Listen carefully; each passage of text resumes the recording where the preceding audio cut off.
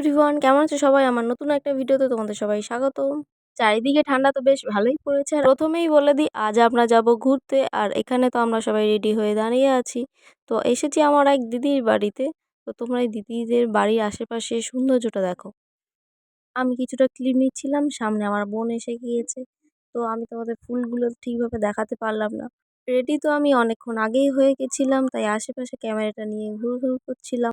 সবাই প্রথম থেকে আমাদের তাড়া দিচ্ছিল যে তোরা তাড়াতাড়ি রেডি হ, তোদের দেরি হবে। আমাদেরকে তো বলাই হয়নি আমরা কারা কারা যাচ্ছি। আমি যাচ্ছি আমার মা, বোন, আমার মাসির ছেলে মেয়ে, আমার দিদিমা আর আমার দিদির বাড়ির কিছু আত্মীয়, সবাই মিলেই আমরা এখন যাচ্ছি। আমরা এখন সবাই গাড়িতে বসে গেছি। আর একটা ছোট চিড়িয়াখানা বা তোমরা পিকনিক স্পটও বলতে পারো। এই যে আমরা নেমে গেছি, আর এই যে আমরা আমাদের পঙ্খিরাজ এখানেই দাঁড় করে রেখে এখন আমরা যাব ভিতরে।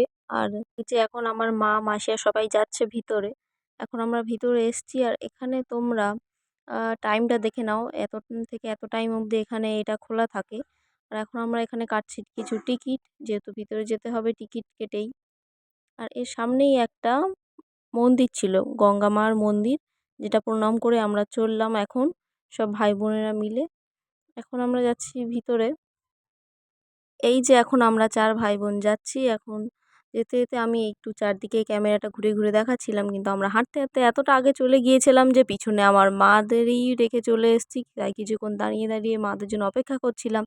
আর আমি ভেবেছিলাম ভিতরে অনেক জীবজন্তু দেখতে পাবো, কিন্তু এই যে শুধু কুমির। ভিতরে শুধু কুমির ছিল। আর আদার্স ভিতরে জায়গাটা খুব সুন্দর ছিল, মানে একদম পুরো ফাঁকা জায়গা। আপনারা মানে পিকনিক করার জন্য বেস্ট ছিল। এখানে যেহেতু আমার মা প্রথমবার কুমির দেখছে, তাই মার হয়তো খুব ভালো লেগেছে। আমি এর আগে দেখেছি অনেক কুমির, কিন্তু এখানে ভিতরে শুধুমাত্র কুমির ছিল। আদার্স অনেকেই এখানে অনেকেই পিকনিক করতে এসেছিল বলতে গেলে। একটা খুবই ইন্টারেস্টিং জিনিস দেখায়, এই দেখো, এটা হচ্ছে কি কুমিরের ডিম, যেটা ওনারা স্টোর করে রেখে দিয়েছে। আর আমরা যদিও অনেক অনেক কুমিরের বাচ্চা দেখেছি, অনেক কুমিরের মানে সব ধরনের বাচ্চা, মানে অনেকটা ছোট, কেউ অনেক আরেকটু বড়, কেউ আরেকটু বড়, মানে সব ধরনেরই বাচ্চাগুলো ছিল। অনেক কুমিরের বাচ্চা আমরা দেখেছি। এখন আমরা হেঁটে হেঁটে যাচ্ছি গঙ্গার ধারে। এখন যেহেতু কাছেই একটা গঙ্গার ধার আছে, তাই এখন ওখানেও আমরা যাব ঘুরতে।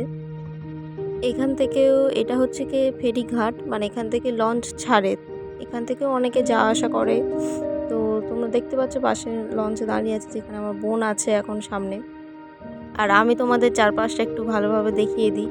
মানে এত সুন্দর পরিবেশ, এত সুন্দর, মানে এখন এত সুন্দর লাগছিল। এখনও দেখতে পাচ্ছ সবাই অনেকে লঞ্চে উঠছে, কিন্তু চারদিকটা এত সুন্দর। আমরা ওখানেই 1 ঘন্টা দাঁড়িয়েছিলাম, ওখানেই অনেক ছবি তুলেছি, অনেক ভিডিও করেছি, খুব ভালো লাগছিল ওখানে।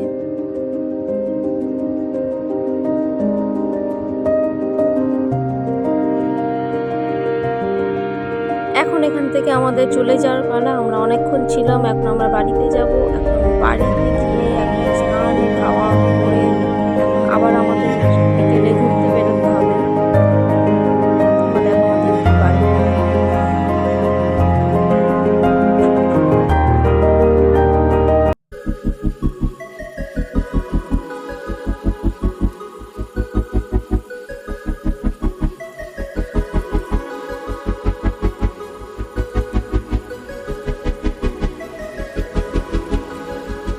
তো এখন স্নান খাওয়া করে আমি বেরিয়ে পড়েছি। তো এখন সবাই অনেকেই চলে গেছে নদীর পাড়ে।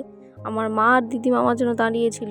সবাই খুব তাড়া দিচ্ছিল, আর আমরাও তাড়াতাড়ি রেডি হয়ে কোনো রকমে খেয়ে স্নান করে আমি বার হয়ে যাই। আর তারপর এখন এখানে আমরা খুব তাড়াতাড়ি যাচ্ছিলাম। আর তোমরা একটা জিনিস দেখো, এটা হচ্ছে ফিশারি, যেইখানে মাছ চাষ হয়, চিংড়ি চাষ হয়, যেটা আমাদের ওইদিকে যায়। আর যেহেতু এখন শীতকাল আর তাড়াতাড়ি সন্ধ্যা হয়ে যাবে, যেহেতু তাড়াতাড়ি না নৌকাতে চড়তে পারলে এখন রাত হয়ে গেলে আর রাতে চড়াই যাবে না। তো এখানে দেখো সবাই যাচ্ছে, আমার মা বোন তাড়াহুড়ো করে এই কাঁটার মধ্যে দিয়ে। যেহেতু আমরা যে দিদিটাদের বাড়ি এসেছিলাম, ওনাদের ঘরেরই নৌকা, মানে ওনাদের নিজস্ব নৌকা আছে। আমার দিদিদের বাড়ি থেকে নদীটা মাত্র 5 মিনিটের দূরত্ব, আমরা 5 মিনিটে হেঁটে চলে এসেছি। আর এই নদীতে ওনারা সারা বছর মাছ ধরে, ওনারা এইভাবেই ওনাদের সংসার চালায়। এখন আমরা সবাই ধীরে ধীরেই এখানে নিচে চলে এসেছি। এই যে দেখতে পাচ্ছ, আমরা সবাই এখানে যারা ছিল সবাই নৌকা চড়বে। আর এখন সামনেই আমার দিদিমা আছে, ওই যে সামনে আসছে ওই নৌকাতেই আমরা সবাই চড়বো। আমার ভাই প্রথম থেকেই ওখানে বসে আছে।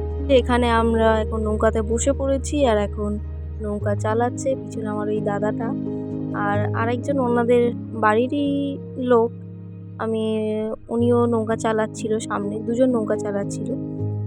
প্রথমে বেশ ভালোই লাগছিল, যেহেতু আস্তে আস্তে হাওয়া আসছিল আর খুবই ভালো লাগছিল। কিন্তু যখন নৌকাটা মাঝ নদীতে যায়, মাঝ নদী থেকে যখন আমরা পারাপার হই, তখন হচ্ছে কি আসল ভয়টা আমার আস্তে আস্তে লাগছিল। আমি যেহেতু আগের আগে লঞ্চ চড়েছি, ওখানে আমার অতটা মনে হয়নি, অতটা কখনো ভয়ও লাগেনি। এখানে তোমরা শুধু আমার মার মুখটা দেখো। আমার ভয় লাগছিল দেখতে পেয়ে এই যে সামনে যিনি উনি বলেন ওনাদের এখানেই ঘটা কিছু সত্যি ঘটনা, যেখানে ওনারা সবাই মাছ ধরছিল এবং ওনাদের একটা সঙ্গীও ছিল। সবাই মাছ ধরছিল কিন্তু হঠাৎ করে তাকে কুমিরে টেনে নিয়ে চলে যায় এবং যেখান থেকে আমরা এসছি, যেই জায়গাটা থেকে আমরা এসছি ওখান থেকেই ওনারা হচ্ছে কি টেনে নিয়ে চলে যায়। আর যেহেতু এটা 1-2 বছর আগের ঘটনা, এখন ওনারা দেখতে পেলেও ওনাদের তাদের গায়ে হাত দেওয়ার কোনো রাইট নেই। যাই হোক, উনি এখন ধার থেকেই নৌকাটা চালাচ্ছিলেন, যাতে আমরা অনেকে ভয় পাচ্ছিলাম। ওনার বলা হয়েছিল একটু ধার থেকে চালাও, মাঝখান থেকে এখন আমরা ধারের থেকে যাচ্ছি এখন। আর এখান থেকেই কিন্তু আর কিছুটা গেলে তোমরা সুন্দরবনে যেতে পারবে। হ্যাঁ, আর কিছুটাই গেলে তোমরা সুন্দরবনে যেতে পারবে। আর আমরা একদম সুন্দরবনের কাছাকাছিই ছিলাম। এখানে আমি ফোনটা এখন আমার বোনের কাছে দিয়ে দিয়েছিলাম, কারণ আমি এবার চারপাশটা ভালোভাবে দেখছিলাম। বললাম তুই একটু ভিডিও কর। ও চারদিকে ভালোভাবে সবার ভিডিও করছিল, কিন্তু আমার ভয়ও লাগছিল যে ফোনটা না পড়ে যায় একদম। আর আস্তে আস্তে কিন্তু অনেক সন্ধ্যাও হয়ে যাচ্ছিল আর আমরাও তাড়াতাড়ি যাওয়ার চেষ্টা করছিলাম এই জায়গাটা থেকে। এই ব্লগটা ছাড়তে আমার অনেকটাই দেরি হয়ে গেছে, তবুও বলবো আপনারা সবাই দেখবেন ব্লগটা। আর কেমন লাগলো অবশ্যই আমাকে কমেন্টে জানাবেন, আর লাইক কমেন্ট শেয়ার অবশ্যই করবেন। সন্ধ্যা হয়ে আসছিল কিন্তু এখনও কিন্তু নদীতে খুব ভালোই ঢেউ দিচ্ছিল। এখনও আমরা মাঝামাঝি আছি, আবার মাঝ থেকেই যাচ্ছি। আর মাঝে একটা লঞ্চ গিয়েছে আর কি জোরে ঢেউ দিচ্ছে, মানে নৌকাটা পুরো দুলছিল। তো এখন আমি খালি ভাবছি যে কখন পাড়ে উঠবো।